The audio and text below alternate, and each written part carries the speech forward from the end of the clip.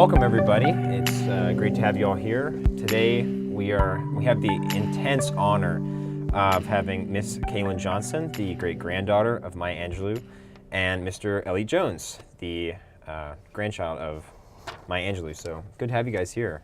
Thank you for having us.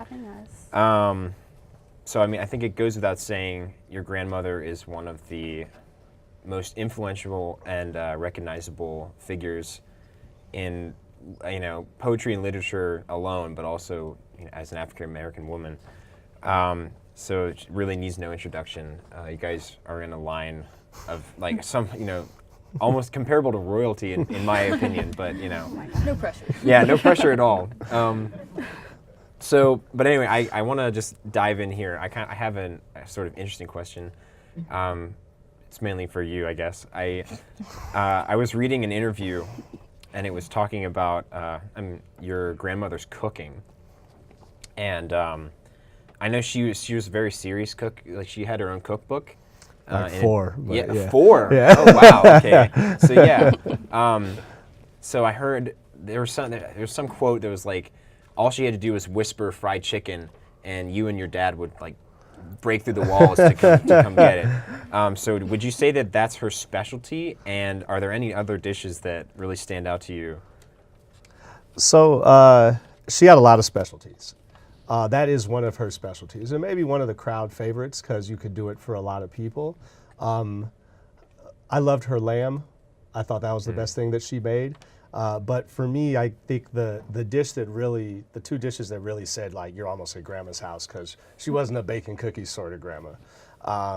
But the two dishes that would really put it on top were she'd make a bolognese, which is like a ground beef and pasta thing, and she'd do it with this salad. And it was the Ashford salad, named after her friend Nick Ashford of Ashford and Simpson, who was a vegetarian. So she made this like garlicky avocado dressing on this salad. And it's just some of the best things that I've ever had. And then really the other thing is her curry, because she spent time in Northern Africa and in West Africa. She developed one hell of a curry. And it was, she would just have it set out with all the little condiments, the little things you could add. And those are the two dishes that I think I would get excited for the most. The fried chicken, people were, elbowing and trying to get to the front for. Oh, yeah. But those other dishes were more intimate settings were really what set it off for me.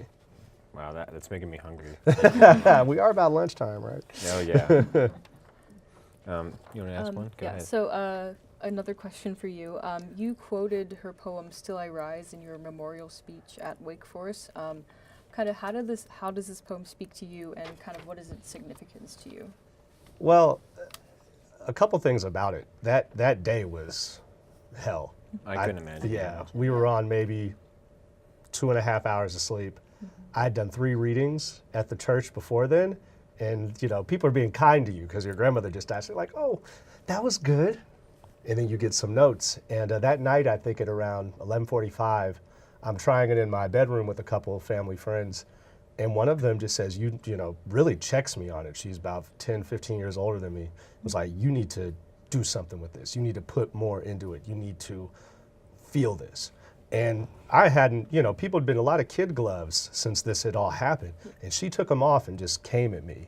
And that line, I am the hope and the dream of the slave. We were always told that we were bought and paid. We were paid for. You people have already paid the dues for you to be here. And I felt that with that line at that moment, just recognizing not only her, but everyone that has made it possible for us to sit here today. And the hopes and dreams that, from a black president to cell phones and just her grandchild and great-granddaughter, that was what we are, her culmination of her dreams. There are bigger dreams, but we were a key part of that. So that's what that poem means to me. It is the most well-known poem, and I've had to read it a lot, so I could kind of put some oomph on it. And it also is better than reading Phenomenal Woman in front of a whole church of people. So. Oh yeah. Speaking of which, like I know in that same ceremony, Michelle Obama in particular addressed how much that poem really affected her, like growing up and as she matured and took office with President Obama. So this question is for you. I don't want to leave you out. So, thank God. Yeah, I know, right? So like, Michelle Obama was saying like Maya Angelou had never. Well, she did something that no poet had ever done before in like emphasizing the beauty of her culture and like just being an independent, strong African American woman. And she did it so eloquently and so beautifully.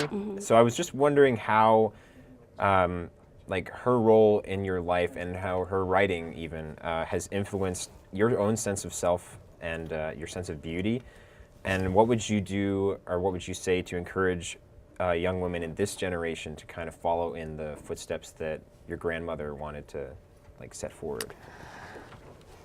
Well, obviously, she did leave a huge legacy behind her. And the lineage of her family is only 5 people, me being the other female, the other woman to lead this legacy. So it is a lot on my shoulders. However, I do take pride and I'm very gracious that I can honor her legacy the way I do. And I think just like every day, I kind of see myself independently growing into a mature woman, and I see her in me with my writing. I do like to write, and I want to be political science. My major is political science, as we talked about before, and my minor is education. So with that and her like great deal of education, I kind of like see that sense in me when I want to be an educator. I want to be a child advocate, primarily for students in the criminal justice system. So I do see myself kind of trembling along the footsteps of her, and I guess I would just tell any lady, or just to be yourself. You don't have to like follow in the footsteps of anybody. Just be yourself. That's kind of who she was. She was herself. There was no one else like her. I don't think I could be anything compared to her. I will never be. I'm just as gracious enough to be in her bloodline.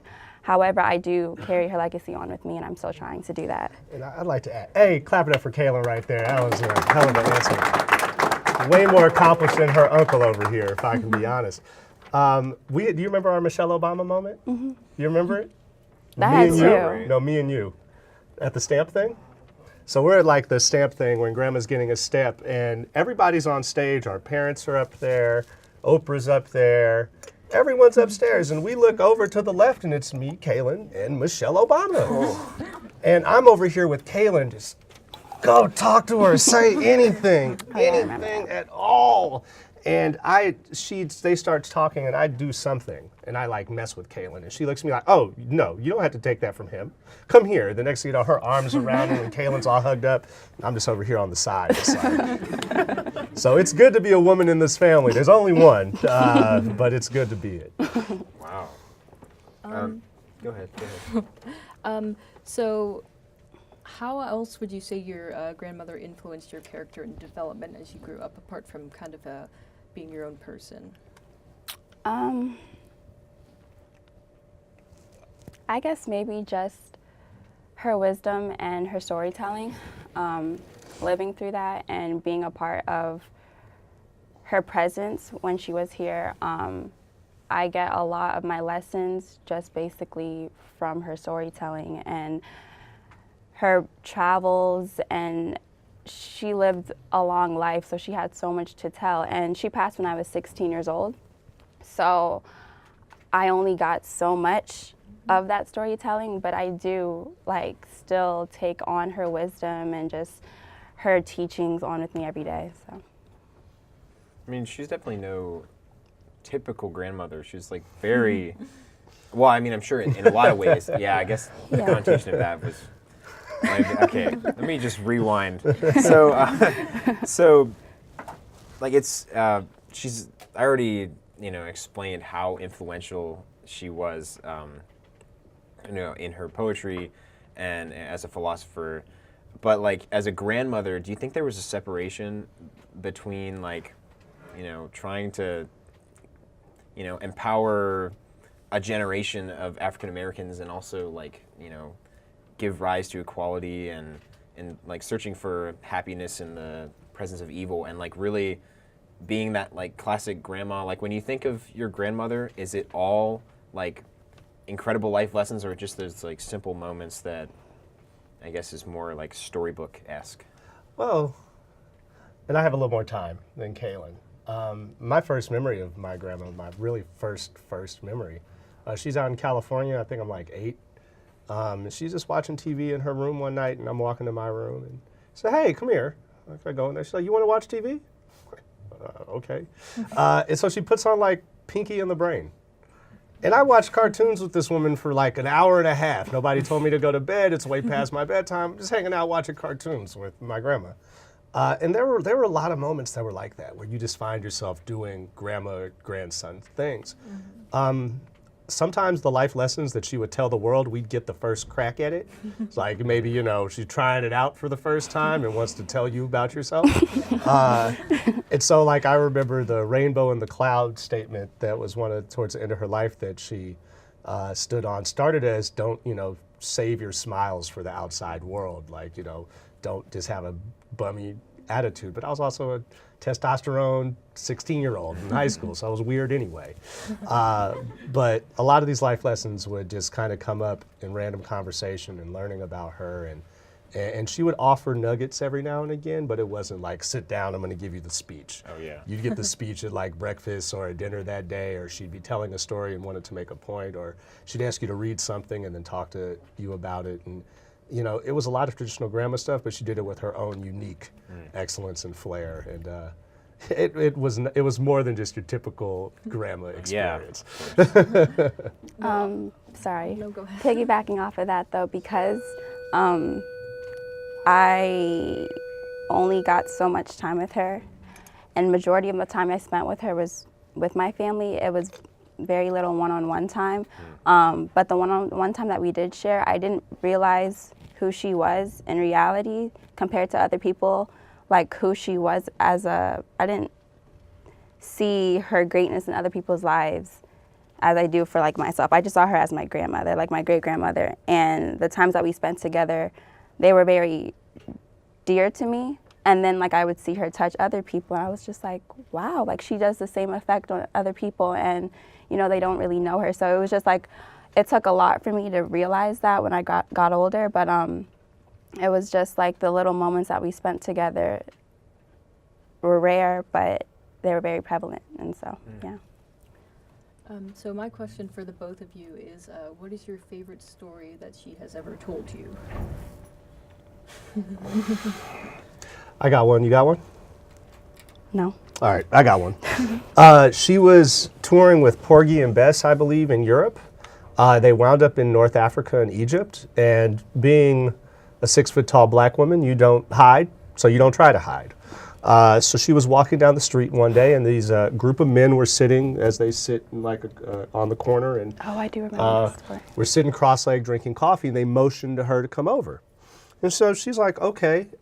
She knew that she kind of had a little bit of reputation, so they knew who she was. They invited her to sit with them and have some coffee.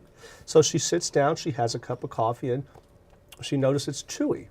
So she's like, And she knew better than to say, well, what's in the coffee? And then she sees like a bug crawl into the coffee pot.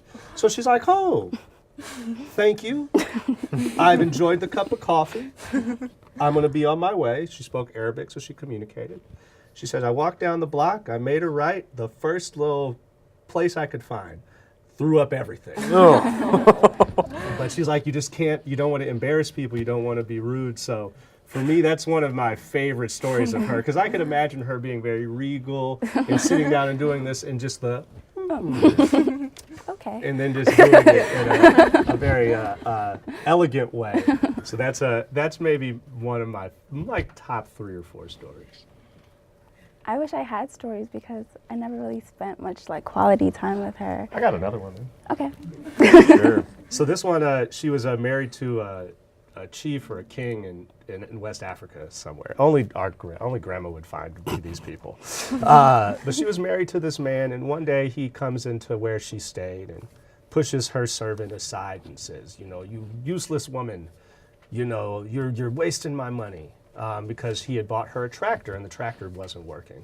So he's trying to reprimand her, and she's just sitting there quietly. She's like, okay. She helps her servant up. He's like, well, let's go see what's wrong. So the whole way out there, he's talking down to her and talking all this stuff, and she's very quiet. And they get there, and he's still yelling, this is an American piece of junk, all the Americans are useless, and she's reading the manual, and she looks at the thing, and she hits a button, and it starts God. right up. And the dude looks at her and says, "Which?" And she said, and that's when I knew I had to leave his ass. So, you know, that is quintessential, you know, grammar right there. It's like, I'm gonna be elegant. Oh no, you crossed the line. I'm out of here, because she wasn't gonna get caught up in anything down there. So those are probably two of my favorites. Yeah, I definitely don't think of that kind of scenario when I think of my Angelou. You know, there's definitely that immediate quality of, you know, regalness, very like composured, elegant. I mean, her voice is incredible. She had like a golden voice. Yeah. But like you know, that's what we all see. So you definitely got a more personal side of that. So if you could maybe choose some adjectives from your experience that describe your grandmother best, what would they be? You're in college, Caylin. Go with the adjectives, and I'll play off of you.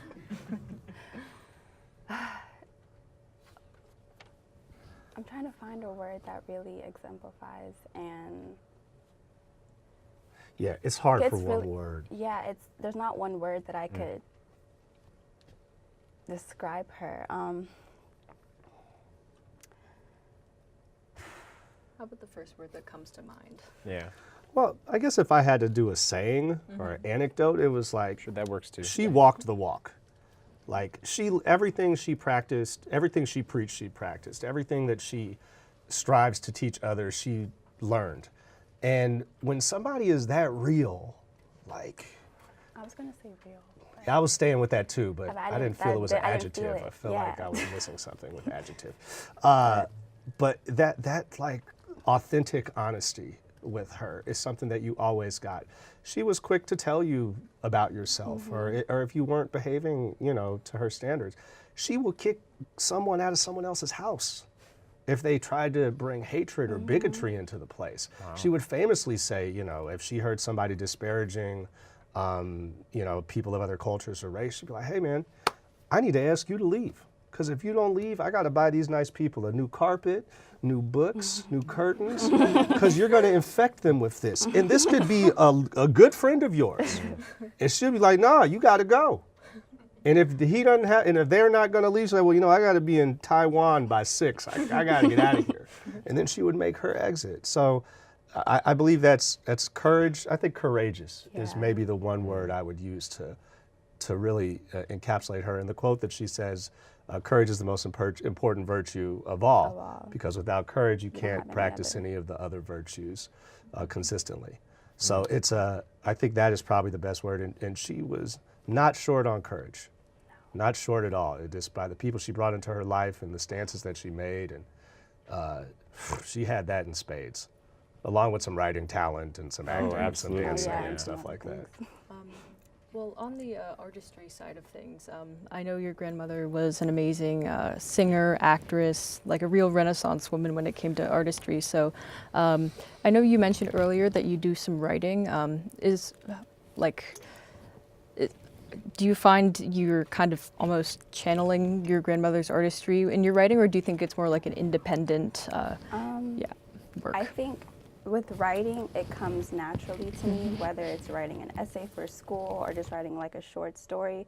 It's always been like a natural kind of thing. And I used to visit my grandparents, my grandpa Guy, who you talked about, in the summer, and he would make me every summer read a book and write something about it. And he told me that it was just like something that it was like a gift. It was just like natural for me.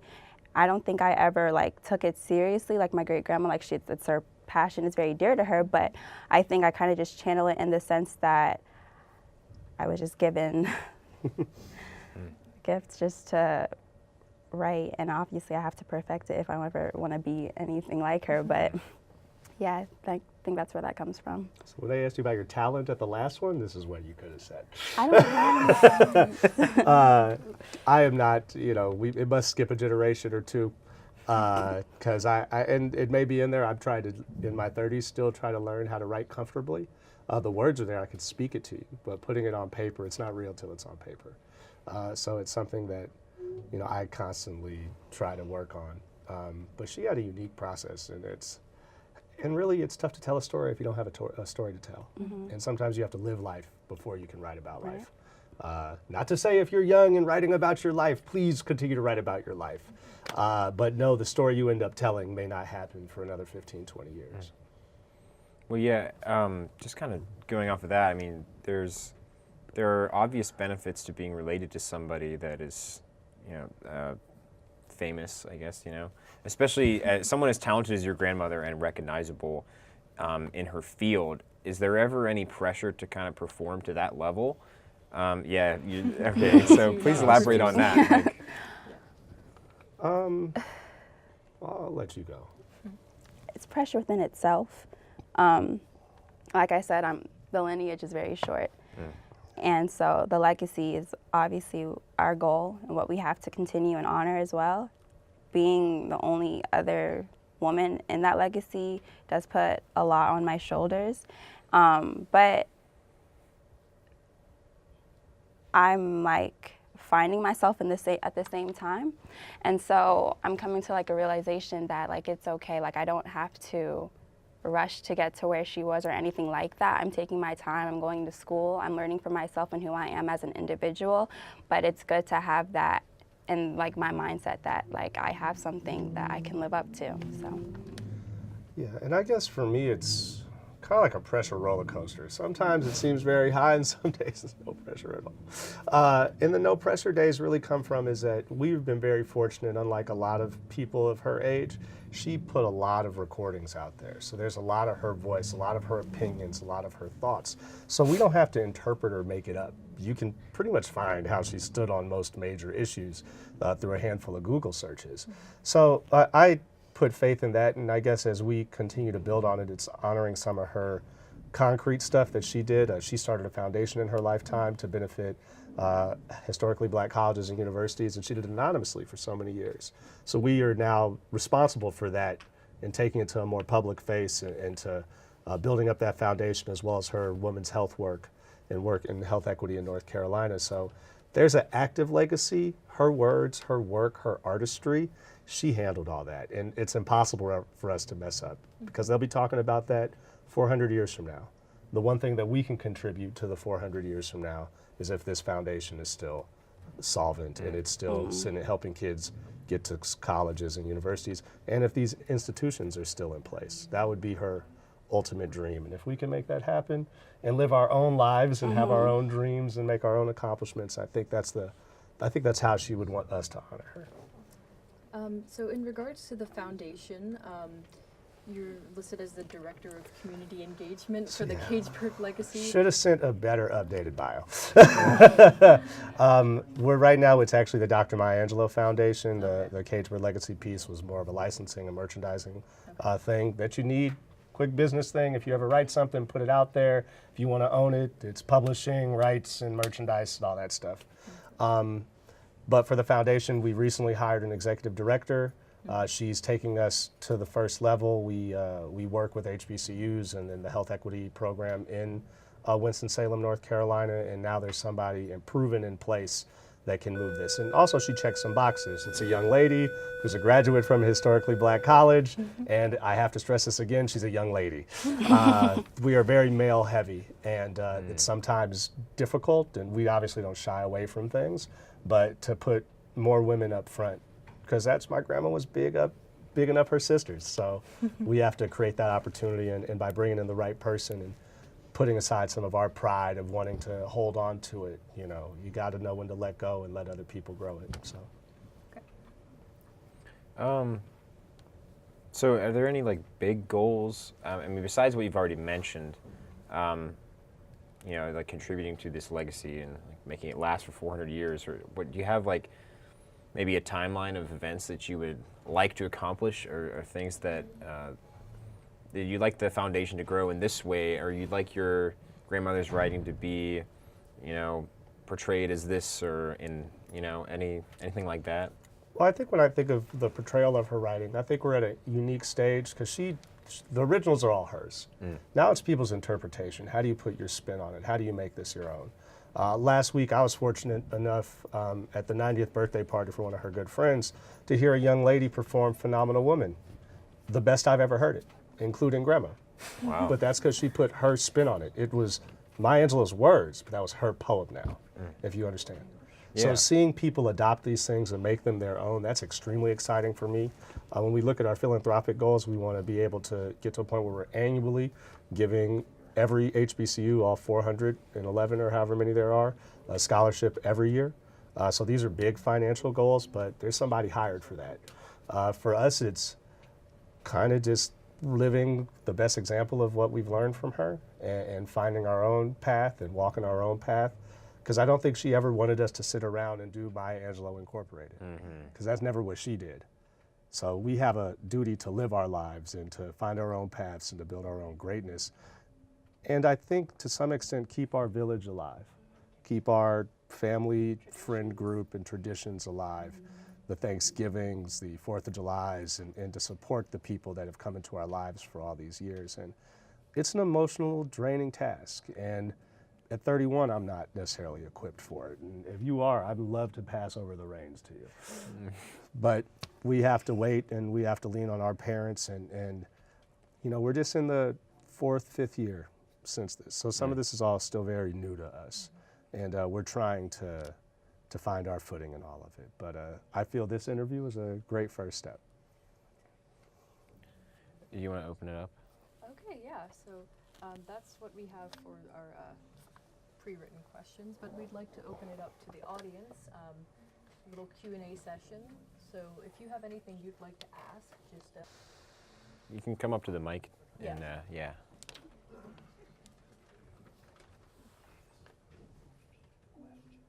Okay. That kid earlier looked like Brandon, huh? You're very articulate. Does your profession require like public speaking or? All right, so I'm a community organizer. I work for Airbnb.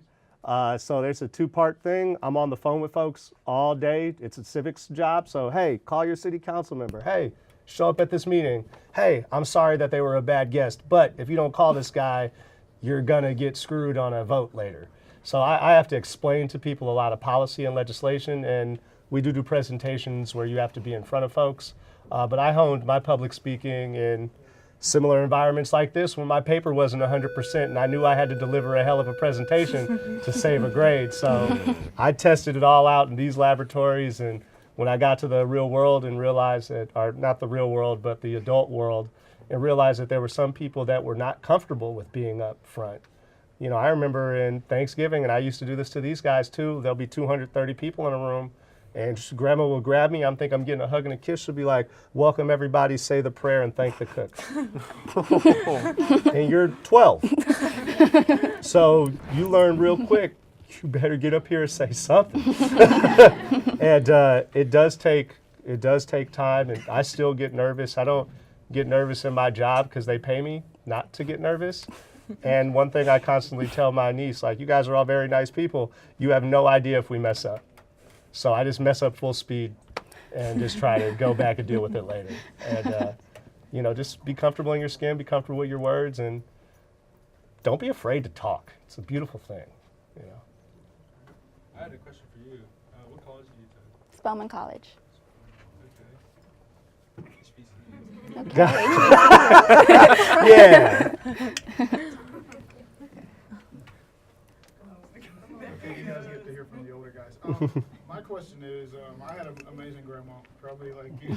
She's a phenomenal person, and I learned a lot from her and my granddad and some of the older people. I tend to be one of the younger guys that sat around the old people and listened to what they had to say. So I guess passing on to like this generation, a lot of people don't respect older people. They're old, but if you sit down with them and hear how they got to where they are, you learn a lot as young people. So as you're like interacting with people and you're working with young people, do you kind of stress what kind of relationship you had and how much you gained in your life by listening to somebody that had been there and done a heck of a lot of things, and just like kind of pass that on to the other young people?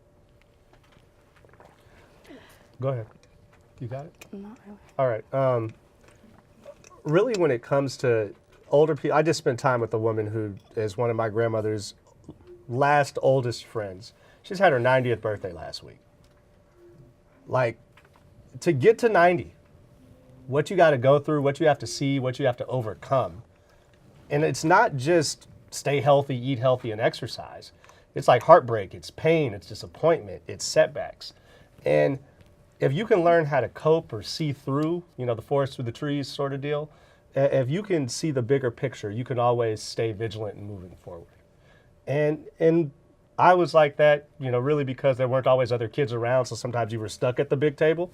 You just couldn't get up and leave to watch TV. You just had to sit there, as you know, and just listen to the ping pong conversations going back and forth. And for me, I just tried to pick up a couple things from each one of those conversations that I may be able to regurgitate or throw back down the road, you know, in a speech or in a class. But those folks have a lot to offer, and they're not going to be here forever. So if you do have somebody older in your family, get their story. Even if you just have to sit there one day and put up in a tape recorder and say, tell me your life. Because one day you'll miss it and you won't know. We try to get my father to talk about this one time when they were in Egypt. He and his mother, he and grandma got in a fight. And he said, all right, he was like 12, and he just walked off into the desert. And just left. Like, no, For months. like for months. Yes. He just got Oh up my goodness. and walked off into the desert. He spoke enough Arabic. He pretended to be a tour guide so he wouldn't be kidnapped. He won't tell us the whole story. Wow. But this is the type of stuff that you want to pull from these people. And they all might not be these adventures in Egypt. It may be, you know, how this town looked 50 years ago. It may be something in Arkansas or Tennessee or wherever. And these stories are remarkable, and how they were able to get through life is what you want to pull from. So I encourage all y'all, if you got one, hold on to them tight, but get them to start giving you some of these nuggets that you can pull from. You'll be grateful in the long run. Yes, ma'am. You mentioned that your grandma was like good at taking things in ordinary life that you did, like being an angsty teenager and then turning that into big monumental moments. Have you found that her ability to do that has like changed the way you interpret the world or the way that you're able to do the same thing? Sorry. Yeah, have you found that your grandma's ability to what was he? Have you found that your grandmother's ability to take like ordinary events and make them like a big like universal message is transferred over to you and like, the way that you Yeah, the ability to take something in everyday life and make it, you know, into a universal message. How has that impacted you in your life?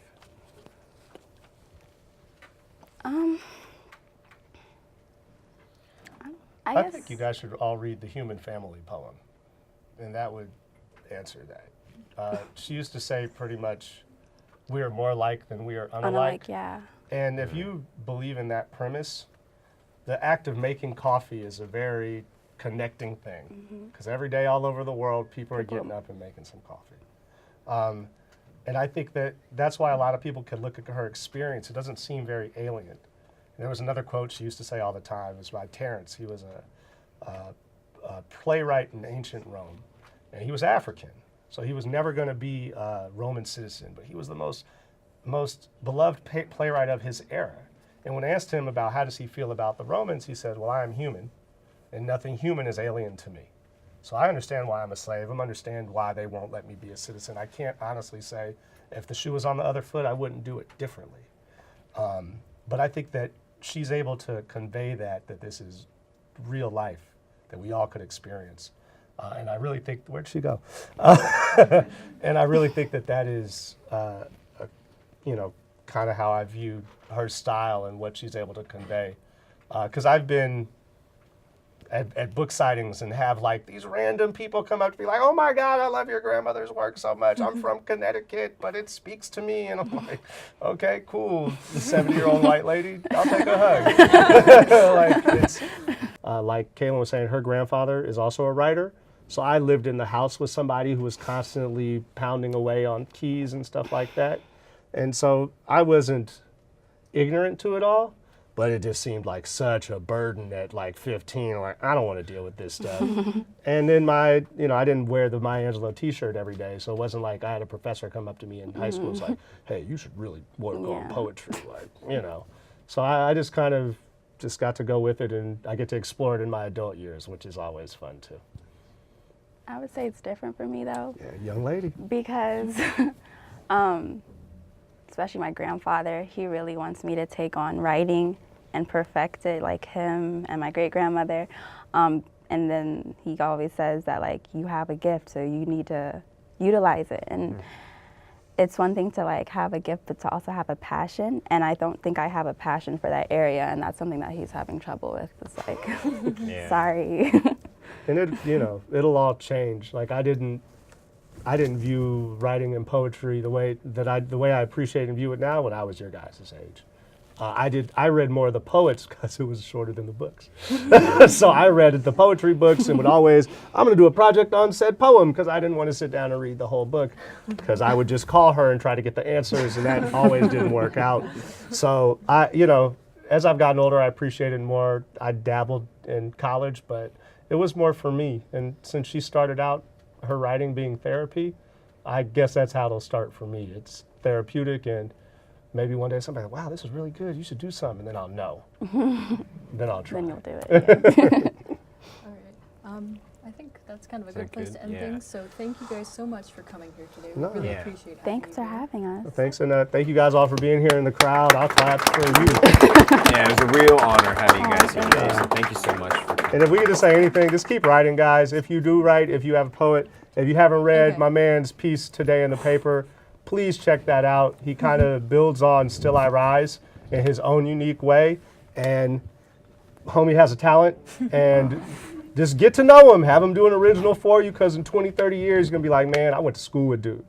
So I thank just you. Thank check you. out his poem, but, you know, keep these friends, because you never know what people will grow up into. So thank you guys for interviewing us, too. You guys did an Thank you for amazing being here. job. Thank you so much. Thank you. One more thing. Yeah. So we're going to conclude with a human family. Oh, you found it. I found it. So let me just, here we go. Human family. I note the obvious differences in the human family. Some of us are serious, some thrive on comedy, some declare their lives are lived as true profundity, and others claim they really live the real reality. The variety of our skin tones can confuse bemused delight, brown and pink and beige and purple, tan and blue and white. I've sailed upon the 7 seas and stopped in every land. I've seen the wonders of the world, not yet one common man. I know 10,000 women called Jane and Mary Jane. I've not seen any two who really were the same. Mirror twins are different, although their features jibe, and lovers think quite different thoughts while lying side by side. We love and lose in China, we weep on England's moors, and laugh and moan in Guinea, and thrive on Spanish shores. We seek success in Finland, are born and die in Maine. In minor ways we differ, in major we're the same. I note the obvious differences between each sort and type, but we are more alike, my friends, than we are unalike. We are more alike, my friends, than we are unalike. We are more alike, my friends, than we are unalike. Yeah.